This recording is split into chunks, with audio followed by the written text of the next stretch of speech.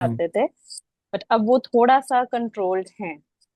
थोड़ा सा मतलब आप ध्यान से समझना। जब बीमारी नई होती है ना, तो उसका रिजल्ट बड़ा फास्ट मिलता है। तो जो आपको थोड़ा सा लग रहा है ना, वो बहुत ज्यादा है। हम्म। क्योंकि हम इतनी लंबी बीमारी में रहे हैं बोलने वाली। ध्यान से सुनना। अगर मैं कम बोलता हूं, तो इसका मतलब ये नहीं है कि मेरे अंदर बीमारियां नहीं थी। जो कम बोलते हम्म। हैं ना उनको, अब मैं भी कम बोलता हूँ। आप सबसे बहुत बोलता हूँ। पर जैसे ही आपसे अलग हुआ, उसके बाद मेरे घर वाले फोन नहीं उठाता, सबकी इतनी शिकायतें हैं। और फोन मेरे सेम। सामने बज रहा होता है और मुझे लग रहा होता है कि क्या चल रहा है ये। सच में। फोन बज रहा होता है, मैं देख रहा होता हूँ और मैं अनकॉन्शियस होता हूँ। फिर बाद में याद आता है, अरे उठाना था। और अक्सर दूसरा फोन ही आता है लगभग सबका। मैं रखना नहीं चाहता, पर इस परिस्थिति के बाद भी मैं अपनी अंदर की परछाइयों से भाग रहा होता हूँ या डर रहा होता हूँ। सबके साथ ही है। केवल बाहर की दुनिया डरावनी नहीं है, अंदर की और ज्यादा अंदर की। डरावनी है। तो उस अंदर की दुनिया में आपको रिजल्ट्स मिले हैं, है ना। तो हम्म। पहले कैसे थॉट्स चलते थे आपके जनरल? बहुत मतलब काइंड ऑफ जैसे, हाँ, डर तो हर चीज में ही होता था, हर चीज को लेके। और हम्म। एनजाइटी तो बहुत ही ज्यादा। इनफैक्ट मतलब मैं कॉलेज टाइम की भी अगर बात करूँ तो उसमें भी मैं इतनी शांत रहती थी। मतलब अगर मैं मेट्रो में जा रही हूँ तो मतलब मैं टू द पॉइंट अपने कॉलेज जा रही हूँ, और कॉलेज से जैसे अगर 3:15 पे छुट्टी है तो कोई फालतू इधर उधर नहीं, सीधा 4:15 तक, 4:30 तक घर। और ओके। मतलब मुझ में ऐसा पता नहीं अब कई लोग तो जो जानते नहीं थे वो यही कहते थे एटीट्यूड बहुत ज्यादा है, कि बात नहीं करती, बोलती ऑब्वियसली, नहीं है। Obviously ji. बट मुझे ऐसा होता था जब तक किसी से डायरेक्टली आई कांटेक्ट ना हो जाए तब तक मैं बात नहीं करती थी। मेट्रो में भी अगर कोई मुझे दिख रहा है दूर से, तो अगर उसने मुझे नहीं देखा तो मैं उधर मुंह कर देती थी कि ना देखे, बात करनी पड़ जाएगी। जी जी। अब इस चुप रहने में, अब तक आप जो चुप रहते थे उसमें और अभी चुप में क्या अंतर आया है, बस वो एक ये मुझे चुप। यही डिफरेंस लगा कि जैसे थॉट्स उतनी ज्यादा नहीं आ रही, कुछ नेगेटिव थॉट्स नहीं आ रही, या जो मैं पास्ट का भी है वो उतना ज्यादा नहीं सोच रहे, या इतना सोचने की कोशिश ही नहीं कर रहे। अब बट वही है कि ऐसा लग रहा है अभी इस टाइम पे कि मे बी कोइंसिडेंटली हो रहा है, कि अभी कोई ऐसी चीज नहीं हुई, या सच में ऐसा कुछ चेंज है।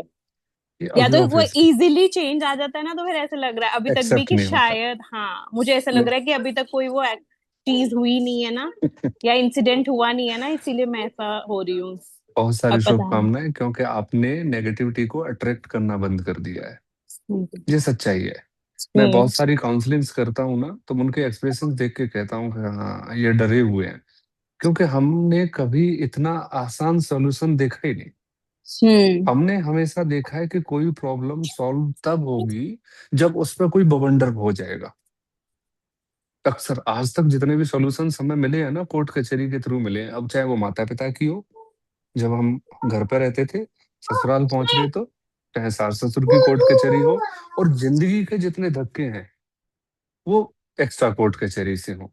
तो इसलिए बहुत सारी शुभकामनाएं। ऐसा होता है हरमीत जी, और बाकी सभी के लिए भी बताना चाह रहा हूं मैं, कि जब आप अपने आप को एक आध्यात्मिक मार्ग की तरफ मुंह करके भी खड़े हो जाते हो ना, मतलब चलो ठीक है थोड़ी देर देख लेते हैं, अगर आप ये सोच के भी ये ज्वाइन कर रहे हो, तो भी आपको 100% रिजल्ट मिलेगा। ये गारंटी है। ये सच्चाई है इस फील्ड की। और इतनी गहरी सच्चाई है कि मैंने पहले भी आपको बताया है, एक कहानी सुनाई थी। एक चोर था। वो इतनी चोरियां करता था कि राजा ने पूरा जाल बिछाया और अपने राज्य में एक घर ऐसा बनाया बहुत अच्छा, और उसके अंदर बहुमूल्य चीजें भर दी। चोर को पता लगा, और चोर ने भी सोच लिया कि राजा जितना चतुर है, मैं भी उससे दुगना चतुर हूँ। और हम भी यही करते हैं। हम प्रकृति जितनी स्मार्ट है उससे ज्यादा स्मार्ट बन के दिखाते हैं। परंतु यहाँ दोनों की लड़ाई में अगर हम प्रकृति को ताकतवर मान लें तो भी हम खत्म, और अपने आप को ताकतवर मान लें तो भी खत्म। बीच का सामंजस्य आध्यात्म है। चोर ने चोरी की, राजा ने पकड़ लिया। बस पकड़ते पकड़ते रह गया। जो प्रहरी कहते हैं, जो आरक्षक इंग्लिश में कहेंगे, पुलिस कह लो, जो राजा की पुलिस थी उसके पीछे पीछे है। उसने बहुत सारे रूप बदले, जो कपड़े पहन के आया था वो भी उतार दिए। एक जगह सत्संग चल रहा था, वो उस भीड़ में घुस गया। अब भीड़ में घुस गया तो वो सिर्फ ये देख रहा है कि क्या राजा के सिपाही आए हैं। उसने देखा, हाँ आए हैं। अब जब वो देख के चारों तरफ वापस चले गए, तब वो उठ के भाग लिया।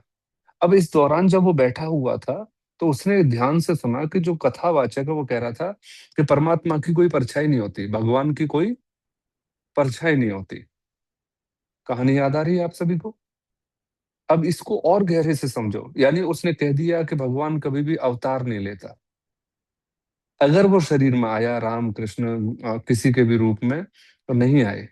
इन पुरुषों ने इतना पुरुषार्थ किया, इन लोगों ने इतना पुरुषार्थ किया, बहुत सारी देवियों ने इतना पुरुषार्थ किया कि वो भगवान की पदवी पर पहुंच गई, जो हम नहीं कर सकते। जब वो कुछ कोई व्यक्ति ऐसा कर दे, हम उसे भगवान बना देते हैं ताकि हमें नहीं करना पड़े। ये सच्चाई है, हर जगह हम चतुराई दिखाते हैं। उसने वो सुना, वो घर चला गया।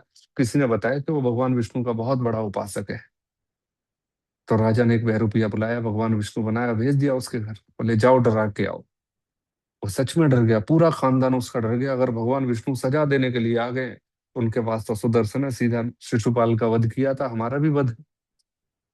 वो कुछ समय के लिए डर गया और अपने सारे गुनाह गिनने लगा। 100 तो नहीं हो गए, तभी तो भगवान आ गए। जब 100 गिन रहा था, ये इस चोरी पे आया और अचानक से उसे कथावाचक की बात याद आई। बोले भगवान की तो परछाई नहीं होती। उसने देखा, ये तो इसकी तो परछाई बन रही है। तब उसने नमस्कार किया, बोले कि जाओ अपने घर। आप समझ रहे हो, सत्संग का कुछ पल भी व्यक्ति की कितनी बड़ी समस्या का समाधान कर गया। अब समझिए, हम अपने परिवार के साथ गाड़ी चलाते हुए जा रहे हैं, या मैं जा रहा हूँ, या कुलदीप चला रहा है। कुलदीप चला रहा है गाड़ी, और मैंने अचानक से कुलदीप को बोला, कुलदीप इस इतनी स्पीड में हमें कोई जरूरत ही नहीं है, आराम से चलो। उसने हल्के से ब्रेक लगाए, इतनी देर में एक गाय सीधी आ गई। अगर उसी स्पीड में रहता, ध्यान से समझना, तो वो गाय से टकराना होता और डेफिनेटली बहुत बड़ा एक्सीडेंट था। पर एक हल्का सा इशारा परमात्मा का, क्योंकि मन काम है, शांत है, तो वो स्पीड को भी एक्सेप्ट नहीं करता। मैंने कहा कुलदीप, हम दोनों भाई पहले तो बहुत कम बैठते हैं, एक मौका मिला है ड्राइव करते हुए साथ जाने का, तो इसे एंजॉय करते हैं ना। उसने हल्के से स्पीड कम की, और वो गाय का आना हुआ, और ब्रेक भी सही टाइम पे लगे सब। अब इस घटना के घटने में बिल्कुल थोड़ा सा गैप है। हमें लगेगा ही नहीं कि इतना बड़ी घटना टली है, हमें तो ये लगेगा कि सही टाइम पर ब्रेक लग गई, बात खत्म। परंतु उस व्यक्ति से पूछो जो इसका भविष्य जानता है। वो जानता है कि ये 2 या 3 सवारियों का आज भविष्य दूसरा होना चाहिए था। तो अब हम, या कुलदीप या मैं, कोई भी इसे एक्सेप्ट नहीं करें बिना चोट लगे कि ये बड़ी घटना से बच गए, तो ये हमारी बेवकूफी है ना। घटना सच में बड़ी थी, बस हमने आध्यात्म का मार्ग चुन लिया, वो घटना घटना ही रह गई। ठीक है, दुर्घटना नहीं बनी बस। जब हम स्पिरिचुअल फील्ड में आ जाते हैं, तो सिर्फ घटनाएं रह जाती हैं, दुर्घटनाएं घटनी बंद हो जाती हैं। दुर्घटनाएं भी घटना बन जाती हैं। तो अब अक्सर ऐसा होगा, मेरे साथ भी होता है। मेरी माता जी कभी शांत नहीं होती थी, आजकल क्यों शांत है पता नहीं। बोले बेटा मेरा मन नहीं करता, पहले जैसा मन नहीं रहा। कुलदीप भी कहता है कि भैया अब मैं बाहर जाने का मन ही नहीं करता। मैंने कि कहीं मेरे चक्कर में ये उदास तो नहीं हो रहे हैं। तब फिर मैं कहता हूँ जाओ मूवी देख के आओ, लेकिन नहीं है, जब देखने का मन होगा देख आएंगे। अब समझ रहे हो, ये जो इनके लिए उदासी का कारण बन रही है। पर धीरे धीरे हवा तो इनको भी लगेगी, आध्यात्म की, सत्संग की, सारी चीजों की। तो बहुत बढ़िया हरनीत जी, इसको संयोग मत मानो, इसे कृपा मानो, इस प्रकृति की। हम सब के ऊपर कृपा है कि हम ये 6 लोग 7 लोग इकट्ठे होकर एक यात्रा पर निकले हैं। और इस मार्ग पर, फिर दोबारा कह रहा हूं, आप उतने ही मेरे साथ रहोगे जितना आप अपने साथ हो। पर हिम्मत दिखाना प्लीज। हिम्मत इसलिए दिखानी है कि जब तक, ध्यान से समझना, जब तक मैं महावीर स्वामी की बात करता रहूंगा, तब तक जैन, जब तक बौद्धों की बात करूंगा बौद्ध, जब तक हिंदुओं की, मुस्लिमों की, सिखों की बात करूंगा, तभी तक वो मेरे साथ रहेंगे। क्योंकि जैसे ही उनके महावीर बुद्ध और हिंदू धर्मगुरु या सिख गुरु आए, वो वहीं ठहर जाएंगे। वो मान लेंगे कि हाँ अब आध्यात्म सही है, पर मैं चाहता हूं कि आप हर कड़ी को पार करो। अगर आपके समझ की भी कोई बात आ जाए और आप मान लो कि हाँ ये काफी है, और आपका मन करे कि नहीं अब इससे अलावा जो बोल रहा है ये गलत बोल रहा है, तो प्लीज ठहरना मत। हमसे यही गलती हो जाती है कि हम एक प्रकार से यूं स्वीकार करो कि जितने भी उपनिषद और वेद हुए हैं ना, वो भगवान नहीं थे, वो मील का पत्थर थे। जहां हम रुके वहीं पर भगवान प्रकृति ने एक गुरु पैदा कर दिया। नहीं तो 10 गुरु क्यों होते सिखों के? होते। जैनियों के 24 तीर्थंकर क्यों होते? पर एक समय आया कि जैन समाज भी 24वें तीर्थंकर पर रुक गए। बौद्ध 2 संप्रदायों के बाद रुक गए। सिख 10 गुरुओं के बाद रुक गए। और हिंदुओं ने तो लाइन ही लगा दी। फिर उनको ये पता लगा कि नहीं इनको आगे जाना है, तो उन्होंने भी फिर जगह जगह पत्थर टेक दिए, बोले कि हम आगे जाएंगे। अहंकार सब में आ गया, सब रुक गए। पर मैं चाहता हूं कि आप हर चीज से मुक्त होते हुए आगे बढ़ो। ध्यान से समझना, क्योंकि मैं आपको अपने साथ वहां तक लेके जाऊंगा जहां तक रास्ता खत्म नहीं होगा। आपको वहां तक नहीं जाना है जहां तक आपको रास्ता पसंद है। आपको वहां तक जाना है जहां तक रास्ता बना हुआ है। और एक समय आएगा, डेफिनेटली आपको पता चलेगा कि जो भी जिन भी परंपराओं से हम बिलोंग करते हैं, वो सारी परंपराएं हमें आशीर्वाद दे रही हैं। जितनी भी परंपराएं हैं वो हमारे मील के पत्थर की तरह हैं, कि हम कहीं ठहर नहीं जाएं। इसलिए उन्होंने इशारे लगा दिए तीर्थंकरों के नाम से, गुरुओं के नाम से। पर हम अपने अपने गुरु पर ठहर गए हैं। किसी के कोई गुरु हैं, किसी के कोई गुरु हैं, किसी के कोई गुरु हैं। और एक एक बेरंग पेड़ बन के रह गए हैं जिंदगी में। अपने रंग को खुद पहचानेंगे, और उसके लिए ही हम ये मौन की प्रैक्टिस कर रहे हैं। क्योंकि जब तक हम मौन नहीं होंगे, तब तक आपको पता ही नहीं चलेगा कि आप क्यों बोलते थे। बस बोलते थे। अब आजकल बोलते नहीं है तो अंगूठे चलाते हैं। तो अगला डिजिटल डिटॉक्स लाने की कोशिश है। अब शर्त लगाया करेंगे, कौन बिना मोबाइल के चुप रहा है? कहीं आप मेरी तरह 4 बजे तक चुप तो नहीं रहते, क्योंकि मैं मोबाइल चला रहा होता हूँ। तो ऐसे चुप नहीं रहना है। अब थोड़ा सा इसी में सूत्र को बड़ा करना है, ठीक है? अब सूत्र को बड़ा कैसे करना है? उस समय मोबाइल से बचना है जिस समय आप मौन रह रहे हो। आपने सिर्फ 10-10 मिनट के स्लॉट्स बनाने हैं। कितनी देर के?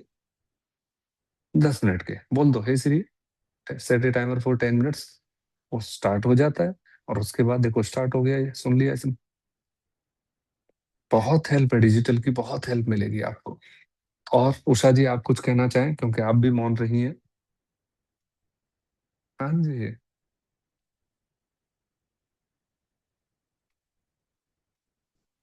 हाँ, म्यूट करके, अनम्यूट करके बोलना पड़ेगा उषा जी। जी। नहीं, अनम्यूट नहीं हुए हो अभी भी, या मैं रिक्वेस्ट दे देता हूँ आपको।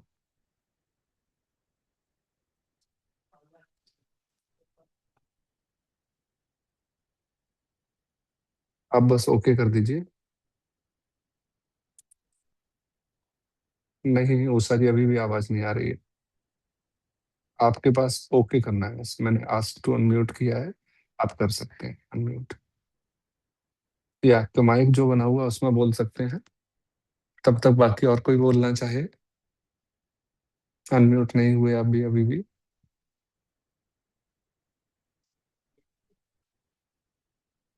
नहीं हो रहे हैं, कोई बात नहीं, कोई बात नहीं। हाँ, जैसे आपने वीडियो ऑफ किया वैसे ही। अब हाँ, हो अब गया। अनम्यूट हो गए। हाँ जी, बोलिए। हाँ सर, वो मेरे को ये है कि नंबर एक तो मैं वैसे भी घर में अकेली होती हूँ। तो हस्बैंड की सुबह ड्यूटी होती है, तो बस मैंने ये नोट किया कि मैंने जब सोचा हुआ था 3 घंटे नहीं बोलना, तो मैं फिर जो है मोबाइल भी नहीं देखा। हम्म। और भगवान का नाम तो मैं लेती हूँ जो लेना है, बट मैं अपने आप को इंटेंशनली बिल्कुल चुप रखा। पर ये है कि चुप रहने से अब ये है कि थोड़ा सा डीप थिंकिंग आनी शुरू हो गई है। ऐसे लगता था, जैसे आपने कहा कि बोलने की जरूरत है या नहीं, पहले सोचो। तो अब बहुत बारी लगता है कि हाँ यार, बोलने की जरूरत नहीं थी, नहीं बोलना मुझे इस टाइम, मेरी जरूरत नहीं है इस टाइम बोलने की। ये जरूर हुआ मेरे साथ से। बस बहुत इतना ही बढ़िया। कहना कोशिश करना प्लीज सभी, है ना? है। पूरी हाँ जी सर। कोशिश करना सभी। आप इतने मौन रहो कि आपके बोलने में वो पावर आ जाए। अब वीडियो ऑन कर सकते हो। सर मेरे को अब हाँ, कैमरा सब बना होगा, उसी पे क्लिक कर लीजिए, हो जाएगा। तो अगला प्रश्न उठता है, अब मैं आपसे पूछना चाह रहा हूँ। अब इस मौन को और गहरा जाने, आपको क्या लगता है कि और गहरे जाने पर मौन के क्या परिणाम होंगे? ये तो वो डिस्कशन किया जिस पर हम पीछे भुगत के आए हैं। अब मैं चाहता हूँ कि आगे आपको क्या रास्ता दिखाई दे रहा है, वो पूछना चाह रहा हूँ आप सबसे, कि अगर हम मौन रहते हैं, अगर हम चुप रहते हैं, अगर हम शांत रहते हैं, तो आगे और क्या क्या फायदे होंगे?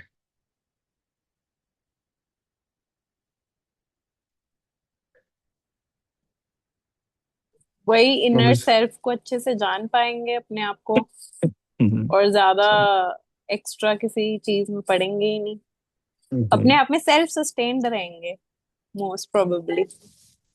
हम्म। चेष्टाएं समाप्त हो जाएंगी, चेष्टाएं अर्थात बाहर जो एक्स्ट्रोवर्ट हो गए, एक्सट्रोवर्ट हो रखे हैं हम, वो थोड़ा सा कंट्रोल हो जाएगा, है ना? हम्म। हम बिल्कुल, बहुत बढ़िया। क्योंकि जितना बोलने के लिए हमें वर्ड्स चाहिए, उससे दुगना हमें सोचना पड़ता है। हम एक वर्ड बोलने के लिए कम से कम 100 वर्ड्स रिपेयर वो करते हैं, रिमाइंड करते हैं। ये सच्चाई है। तो आपने जस्ट एक स्टेप रोका, ऐसे है जैसे एक पैर, एक स्टेप लेने के लिए पैर की कितनी मांसपेशियां काम करती हैं, दिमाग से लेके और हिप मसल तक, लेग मसल सारी एक्टिव होती हैं, तब जाके एक स्टेप निकलता है। ऐसे ही जब हम एक सेंटेंस बोलते हैं, तो हमारे ब्रेन की लाखों सेल्स इतनी ज्यादा ऊर्जा प्रोड्यूस करते हैं कि हम बिल्कुल डिस्चार्ज हो जाते हैं। तो जैसे ही आप अपने आप को मौन में ले जाएंगे, आपके शरीर की थकान बिल्कुल चली जाएगी, ये गारंटी है। ओके, आप बिल्कुल थकना बंद हो जाओगे। सबसे अगला फायदा, एजिंग फैक्टर एकदम से स्टॉप हो जाएगा, एकदम से स्टॉप हो जाएगा। मृत्यु नहीं रुकेगी, पर बुढ़ापा रुक जाएगा, गारंटी ले रहा हूं, सिर्फ मौन रहने से। और बोलने से उल्टा कर लो इसे, बहुत तेज दौड़ के बुढ़ापा आएगा। अब आप देख लो, ये सच्चाई है। हमारा एक एक शब्द तीर होता है सामने वाले के लिए, और उसके शब्द भी तीर होते हैं हमारे लिए। और इतने तीर घायल होने के बाद वो भीष्म पितामह थे, जो समय निकाल गए। हमसे समय नहीं निकलता, हमारी पूरी रात नरक हो जाती है। क्लियर है ना? तो मैं उम्मीद करता हूं कि आप थोड़ा सा और चिंतन को गहरे ले जाओ। चिंतन गहरा अर्थात कि सिर्फ ये विचार करो कि नहीं बोलना, अब बहुत हो गया, तो रुक जाओ बिल्कुल। पत्ते भी तब तक तभी बोलते हैं जब उनमें एक मधुर हवा टकराती है। कभी पेड़ को खाली फड़फड़ाते देखा है? बताओ, कभी देखा हो? जब कोई हवा चलेगी, पत्ते आपस में टकराएंगे, तभी थोड़ी सी ध्वनि पैदा करेंगे, और वो भी निस्वार्थ, जिसमें कोई कंपन, नेगेटिव कंपन नहीं, जिसमें कुछ भी नेगेटिव नहीं। और हम हर समय डुगडुगी से बज रहे हैं। हम्म। आप देखो, किसी पशु को देख लो, उसे भोजन की जरूरत होगी तब वो रांधेगा, है ना? भोजन मांगने के लिए बकरी में आएगी, कह लीजिए, है ना? ये सारी चीजें, शेर भी पीछा करेगा किसी जानवर का। हम परिचित है ना इस थियरी से। तो जब उसे भूख लगती है तब यात्रा पे निकलता है, और उसके बाद भूख मिटी, और उसके बाद शांत। सप्ताह, 8 दिन, 10 दिन वो निकाल देता है बिना किसी द्वंद्व के। और हमारी भागदौड़ व्यर्थ है, इतनी ज्यादा व्यर्थ है कि आज हमें पता है कि अगले 10 साल का अनाज और 10 साल की व्यवस्था हमारी पूरी है, फिर भी हमारा कल मौन में नहीं है। अब आप बताओ मुझे, चारों तरफ की चीजें देखकर, कि किस किस से मौन की शिक्षा ली जा सकती है। आप सबसे उम्मीद करता हूँ आप इस प्रश्न का आंसर जरूर दोगे। किन किन से मौन रहने की शिक्षा ली जा सकती है? मुस्कान, आपको भी बोलना है, पिंकी जी आपको भी बोलना है, सबको बोलना है। सर, जी। सूरज बिल्कुल चुप करके सुबह निकलता है और अपना प्रकाश फैलाता है, और हर कोई अपना काम कर लेता है। वो कुछ नहीं कहता कि कपड़े सुखा लो, या मैं कोई पानी से मैं भाप बना रहा हूँ, बादल बना रहा हूँ, कुछ नहीं कहता। धरती भी चुप है,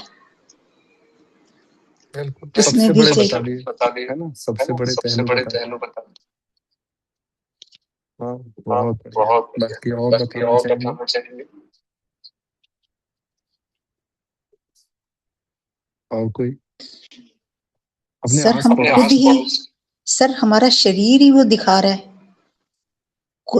अगर नहीं होता, इवन कि सुबह अगर यूरिन भी पास नहीं होता तो हम परेशान हो जाते हैं, लेकिन अपने आप हो रहा है, अपने आप भूख लग रही है, अपने आप सब कुछ हो रहा है। सबसे नजदीक नजर। अब आप दौड़ाओ जल्दी से, सारे जने सोचो, सभी सोचो, क्योंकि आज मेरे कहने पर सोचोगे, कल अपने आप विचार उठने लगेंगे। ठीक है पिंकी जी, आप अपने सोफे से सीख ले सकते हो,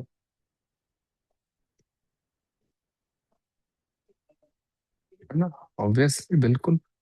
जिस जगह बैठकर पूरा आनंद लिया है, उस जगह से भी शिक्षा ले सकते हैं ना। हाँ जी। So in fact, all objects in the house, you can get the distinct feeling that you have to stay quite silent. So that's all objects, not only the sofa, but even the table and other objects which are in the room. They help you to teach that you have to be silent. So today, something very different happened in the house when I was. So from 9 to 11, usually I'm alone. There's nobody who's in the house. All the helpers, they come at 11. So this lady, she's an old lady. She's been working with us for a very long time. She helps me with the kitchen work. So she came and she made a very beautiful statement. So she says that she lives in a small hut and she doesn't have much of money, but she enjoys all the perks of a good house. So she's with me since morning to night. So she says she's enjoying all the perks what a man earns the living for. And she's enjoying in this house everything, what a woman needs, whatever the person needs. So and secondly, she says after that when after enjoying all this, when she goes back to her small hut, she's even happy there. So that was a big lesson which I learned today. बढ़िया, सारा अहंकार गिरा दिया एक ने। हमारे घर में भी काम वाली अब वही आती है। अब उनको सिर्फ इसलिए जानना है क्योंकि वो आपके सामने कुछ सिखाने आ रही हैं, आपके घर का काम करने नहीं आ रही हैं, है ना। वो हमारे घर में भी उतनी खुश हैं और इस बड़े घर से कोई उदासी लेके नहीं जा रही है। वो अपने घर पे भी पहुंच के उतनी ही खुश है। कितना शानदार पहलू है ये। है ये हमारी जो टुक टुक लगी है ना, छोटे घर से बड़े घर की दौड़, ये स्टॉप करने की जरूरत है। बड़ा बनने की जो इच्छा है वो स्टॉप करने की जरूरत है। बहुत अच्छा लेसन है और इससे रिवाइंड कराना है अपने आप को बार बार बार बार बार बार। इसलिए मैं आप सबसे बोलने की रिक्वेस्ट करता हूँ कि जब आप अपने पहलू को रखते हो तो आपको मौका मिल रहा है कि आप यहाँ बोल लो। जब आप हम एक साथ मिलकर डिस्कशन करेंगे तो फिर आपको बाद में डिस्कशन की जरूरत नहीं पड़ेगी। और अगर आप आध्यात्मिक चर्चा नहीं करेंगे तो डेफिनेटली प्रकृति आपके शब्दों को बहाएगी। जैसे आप अपने घर की इस वस्तुओं को देखो, आप देखो कि मैं जिस मैट पर बैठा हूं, इस मैट की अपना अस्तित्व कहीं और भी हो सकता था, है ना। पर इस मैट का, इस रबर का अस्तित्व भी इसे वहां लेकर आया है जहां इसको होना चाहिए। आपके घर में रखी हुई सारी वस्तुएं निर्जीव हैं, परंतु उनका फिर भी अस्तित्व है और वो वहां है जहां इनको होना चाहिए। अभी आप विचार करके देखो, ये कहीं और भी प्लास्टिक के रूप में यूज हो सकता था, किसी पुरानी चप्पल में यूज हो सकता था, किसी पुरानी टायर में, गाड़ी के टायर में यूज हो सकता था, पर वो प्लास्टिक आज रबड़ हमारे पास है। आपके चारों तरफ रखे हुए गुलदस्ते, फूल, बेड, अलमारी, कुर्सी, किचन का सामान, अमूमन दाल के दाने तक अपने अस्तित्व के साथ चल रहे हैं। पर हमें किस बात की हड़बड़ी है? हम अपने अस्तित्व से आगे नहीं दौड़ सकते। इसलिए अपने अस्तित्व से लड़ाई बंद करके उसके साथ घटने वाली घटनाओं को एंजॉय करने लगो। जब वो बीमारी दे तो बढ़िया कराहो, है ना, बढ़िया फील करो, सर पे खुद हाथ लगा के बोले आज तो भगवान आपने पूरे मजे ले लिए, फुल परेशान कर लिया। लड़ना नहीं है अस्तित्व से, जैसे ये वस्तुएं नहीं लड़ रही हैं। आज इनको अपने घर से निकाल कर आप किसी को दे भी दोगे ना, और जिस घर में ये जाएंगी तो ये नहीं कहेंगे कि मैं इतने स्क्वायर फीट से आया हूं, है ना। तो जहां रखोगे, जैसा रखोगे, रख जाएगा।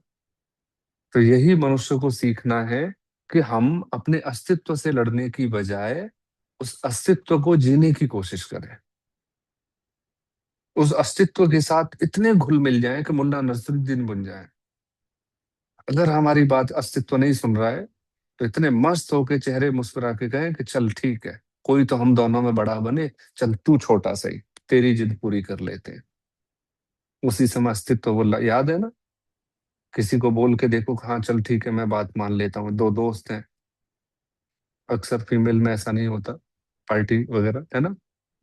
दो दोस्त हैं, पार्टी कर रहे हैं, अचानक से एक पैसा निकालता है, दूसरा उसके हाथ को पकड़ता है, मैं करता हूँ, एक का मोबाइल खोल रही है, दोनों पेमेंट करने में लगे हुए हैं। मैं अक्सर देखता हूँ।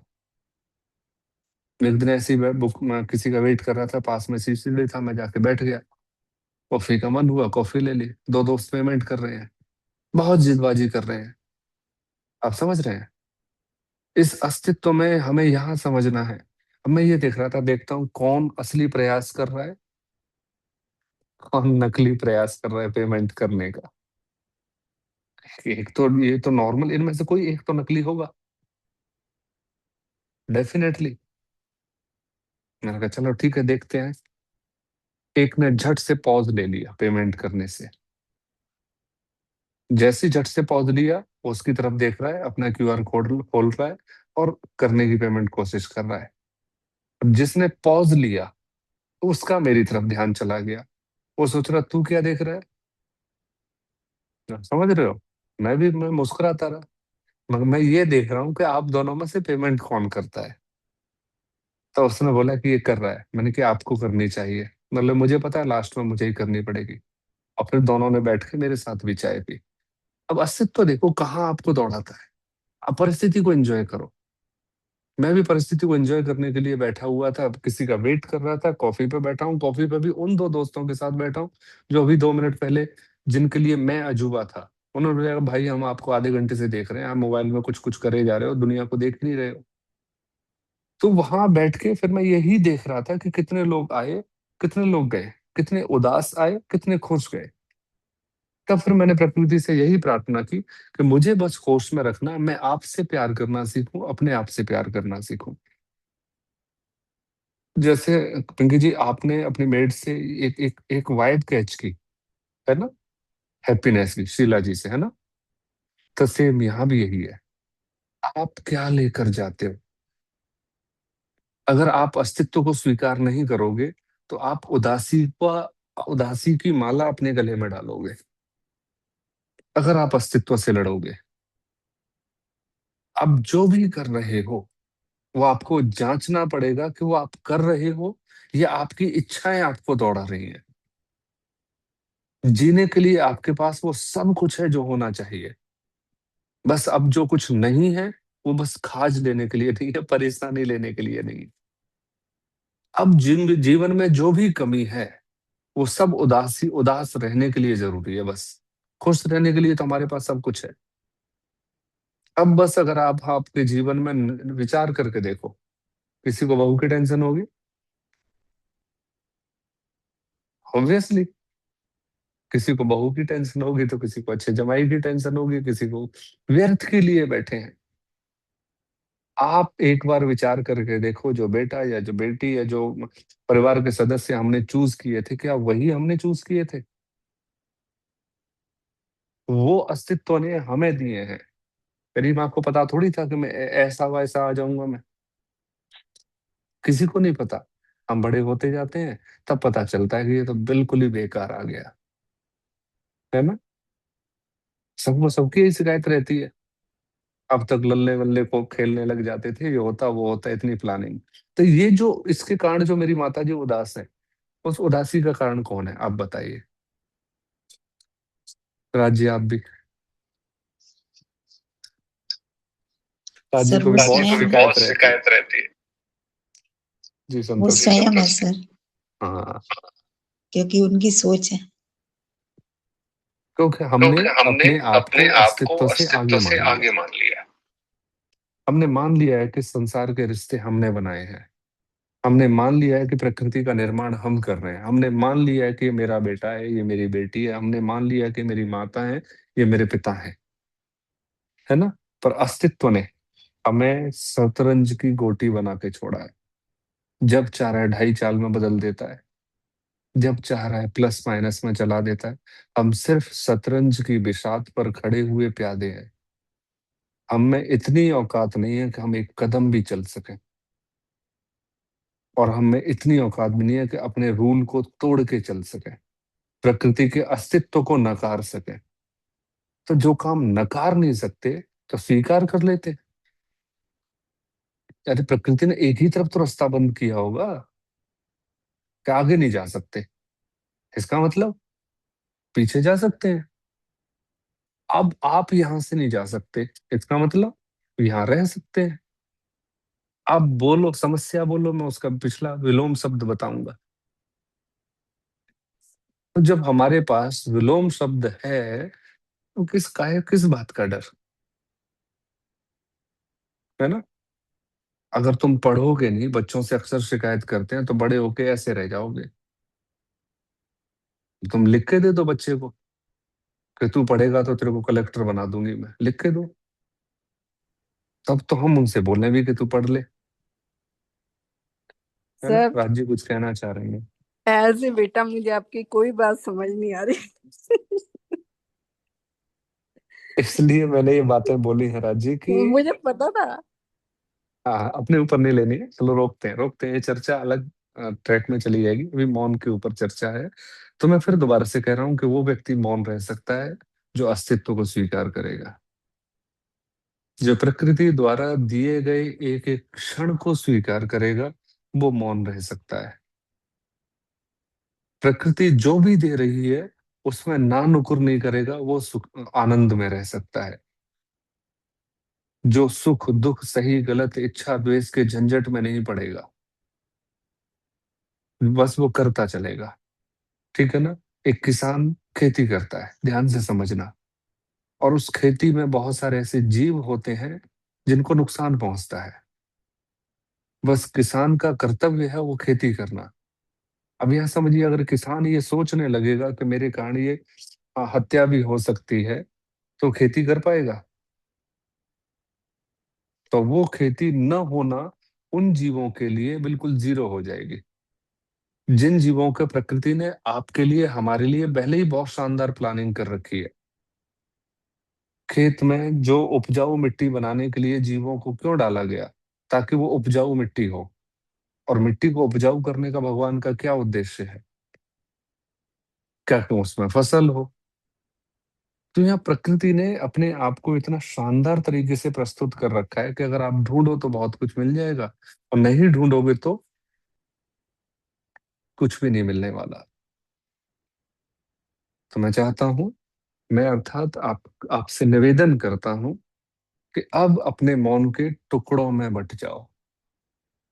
टुकड़ों में अर्थात सुबह के मौन को लंबा करना शुरू करो। शब्दों को जरूरत में बदलो। विचारों को ढीला छोड़ दो।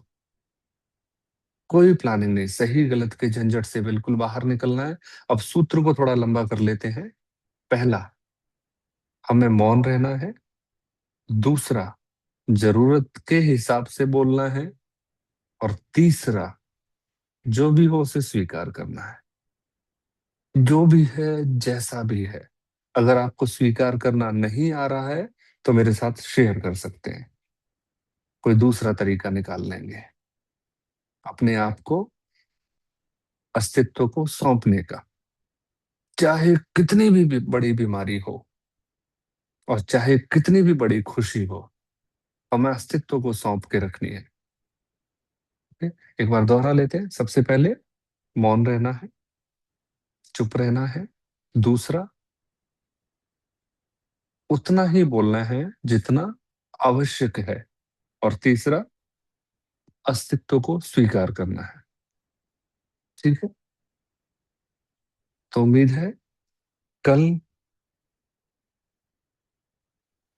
मैं अपने शब्दों की काउंटिंग बताऊंगा। अब मैं आपको काम नहीं दे रहा, ठीक है? मैं कितना बोला हूं ये मैं आपको बताऊंगा। अगर आप शेयर करना चाहें तो हाथ उठा सकते हैं। मैंने बोला कि आपको नहीं बोलना है, आप बताओ। मैं काउंट करूंगा अपने सेंटेंसेस। ठीक है, आप भी कर पाओ तो देखिएगा। ठीक है, थोड़ा सा फंस रहे हो आप, पर इस दलदल में से निकलना तो पड़ेगा। मैंने बोला ना, आप मेरे साथ चलने के लिए खड़े हुए हो तो पूरी ताकत लगा देना, रुकना नहीं। ठीक है ना? न मील के पत्थर पर रुकना है, न डर के रुकना है, सामना करना है अपना। तभी आप अपने आप में से अपने आप को निकाल पाओगे। ओके, तो कल मैं गिन के बताऊंगा मैंने कितने सेंटेंसेस यूज किए, आप भी गिनिएगा। भूल जाओ दोबारा से शुरू कर देना, लमसम से शुरू कर देना। ठीक है? ओके, अभी रात्रि से ही करना शुरू, अभी से बोलना। जरूरत लगे तो बोलना, नहीं जरूरत लगे तो करके काम मत चलाना। ये करने लगो, गूंगे बन जाओ। शांत रहना है। मैं एक बार घर पे मौन बोल दिया था, मम्मा हम 1 घंटे मौन रहेंगे। उस 1 घंटे में मेरी माँ को बीपी हाई हो गया था। मैंने कहा माँ आप बोल लिया करो, मैं चुप रह लूंगा। बीपी हाई होने से बचाना है प्लीज। अभी तक आप जितने भी लोग चुप हो ना, अपने उस टाइम में चुप हो जिस टाइम में तुम्हारे सामने कोई नहीं है। ठीक है, अब उसको उस टाइम में काउंट करना है जब आपके घर पे सब हो, डिनर पे बैठे हुए हो, तब काउंट करना कि मैं कितनी बार मुंह से उगलते उगलते बची हूँ। ठीक है, जब कोई कहे कि कितना बेकार खाना बनाया है, तब अंदर से तूफान निकलेगा, सेंटेंसेस का बंडल निकलेगा। रोकना है। ठीक है, बहुत सारी शुभकामनाएं। थैंक यू, थैंक यू जी, बहुत अच्छा लगता है। समय का बिल्कुल पता नहीं लगता है। और फिर अध्यात्म यही है, निष्काम कर्म। थैंक यू, थैंक यू धन्यवाद जी, सर। धन्यवाद sir. Thank thank you you sir. Ji.